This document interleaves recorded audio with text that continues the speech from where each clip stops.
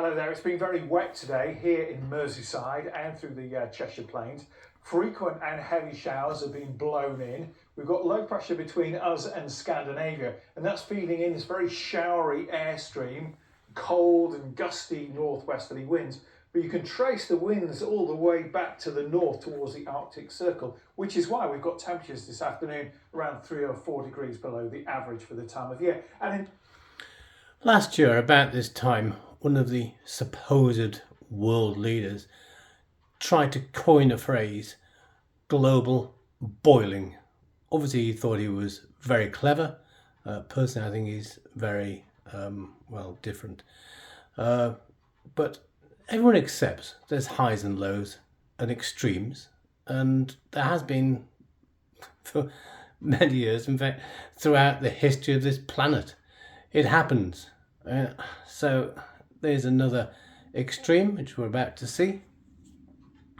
Perhaps the far southwest and along North Sea coast. There will be showers developing inland during the day, probably not quite as many as today, not as heavy as today either, and the winds won't be as strong too, but those temperatures aren't changing very much just yet, 13 to 15 degrees once again. So we've got cold air in place, and ahead of this weather front coming in from the Atlantic, high pressure will build across the UK on Thursday night into Friday morning, meaning the winds will be lighter, skies will be clear, and temperatures will be close to freezing for many parts.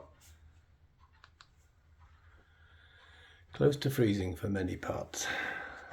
Let me just see if I can get this in here. My broken screen thing.